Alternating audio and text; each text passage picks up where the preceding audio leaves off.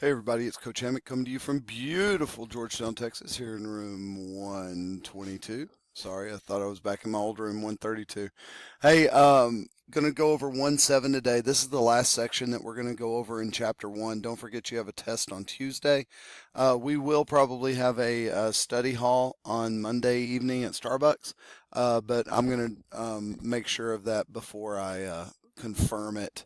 I've got to talk to my domestic manager, otherwise known as my wife, and see if I can get out that night. All right, let's jump in. Functions, here we go. A function is a relation in which an element of the domain is paired with exactly one element of the range. What in the world is that? Okay, so we have domain.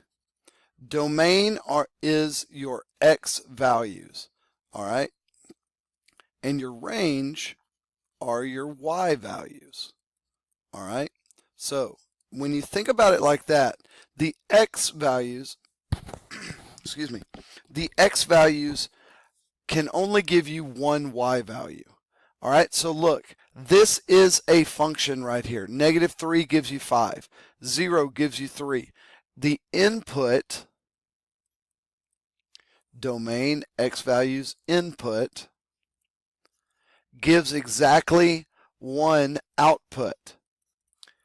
And you're going to see here in a second that if you have the same input, it cannot give you different outputs. All right? Okay. Now, another thing that you're going to hear me say is vertical line test, okay? Vertical line test is this. If I draw a line right here, and I don't like that line, I'm going to change it up. I'm going to go with a big line. Boom. All right? I draw a vertical line right here. If I can take that vertical line and move it and only hit this line in one spot, like it only hits right there, move it over and it only hits right there, move it over and it only hits down there. Okay? If I can do that, then it's a function. All right? A graph is a function. It actually kind of does work better to be a skinnier line like this. All right? See how it's only hitting in that one spot? Okay, if I come over here, go like that. An example of not a function would be this, guys. If I have a line that looks like this on a graph, and then I vertical line test it, and you see how it hits here and here and here and here and here. If it hits anywhere vertically twice, it is not a function. All right, so let's get into this. Is this a function? Well, let's see. The first thing you need to do, are all the domains different? All right. If all the domains are different, then it's automatically a function. All right. So -2, 0, 2, and 4. Those are all different. So in this case, this is a function. All right. It is a function. All right. Let's go to the next one. Determine whether this relationship is a function. Explain it. Well, are all my domains different? Yeah, it is. Now, what's going to happen, guys, is let's say that this 5 wasn't a 5, but it was a 2. Well, I've got a 2 that gives me a 3 and a 2 that gives me a 0, and that would cause it to not be a function. But as it's written right here, with -7, -4, 2, and 5, it is a function. It does not matter what the ranges were. All the ranges could be -12s all the way down, and it would still be a function because all of your domains are different. Okay? Is this a function? All right, well, let's look. The x, what's the term that we use for x? Domain. All right? And y is a range. Okay? The inputs, the x values, 3, 1, 2, 3. Now, you should be thinking, okay, something's not right because I've got a 3 right there and a 3 right there. So it better be the same numbers over here. If it was a 2 there and a 2 there, I'm fine because that's just a duplicate point. But because it's a 2 here and a -1 here, it is not a function. So C is not the answer. D is not the answer. Let's see. The element 3 in the domain is paired with both 2 and -1. That's the right answer. That's why it's not a function. Okay, let's look.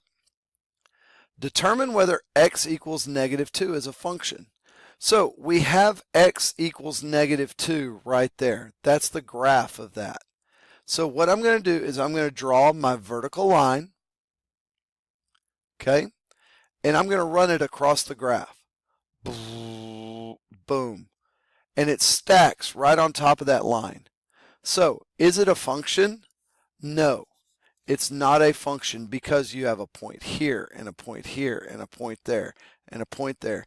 And this whole line are an endless number of points that are all on top of each other, causing it to not be a function. Okay?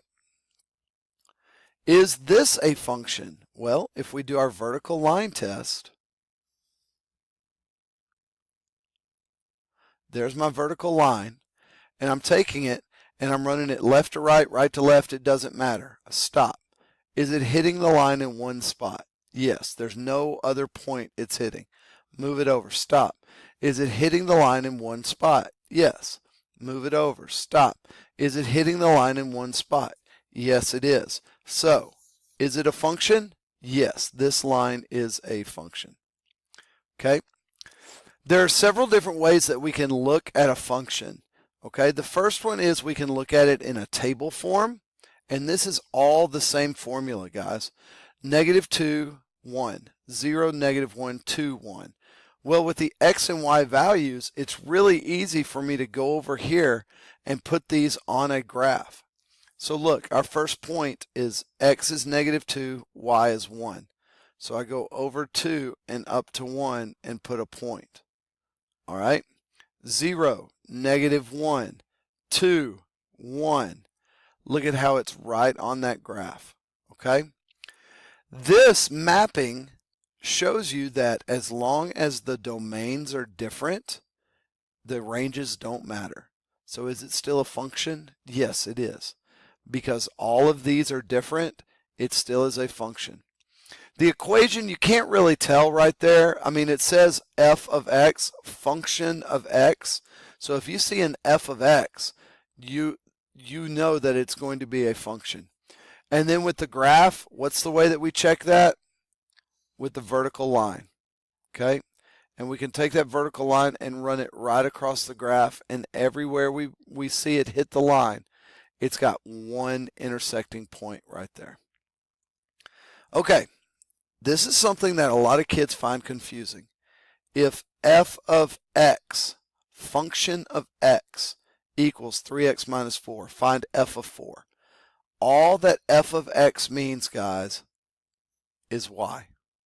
If y equals 3x minus 4, find it when the 4 goes in for the x. See how f of x and f of 4 look the same? F of x, f of 4. So all we're saying is that wherever there's an x value, we're going to put a 4. So the 4 comes in right here. 3 times 4 minus 4 equals y. Well, y would equal 12 minus 4. Y would equal 8. Can I go back and check this? Absolutely. You can put it back in the problem, put the 4 there, put the 8 over here, and see if it checks. Okay? All right.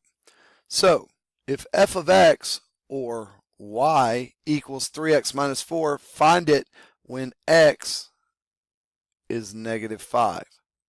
3 times -5 minus 4 equals f of x. Actually, it would equal the f of -5. So f of -5 would equal -15 minus 4.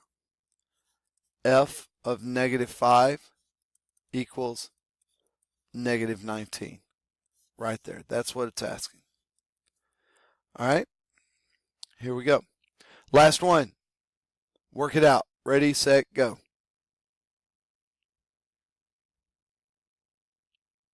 You done? All you had to do is put the -8 in right there. 2 times -8, -16 plus 5 gives me B, -11. All right, guys. Well, that's it. Okay, we'll go over this tomorrow. We'll do some work on Thursday and Friday, and then we're going to review on Monday, and we'll get going. All right. Hope you're having a great day, and we'll see you in class. Bye.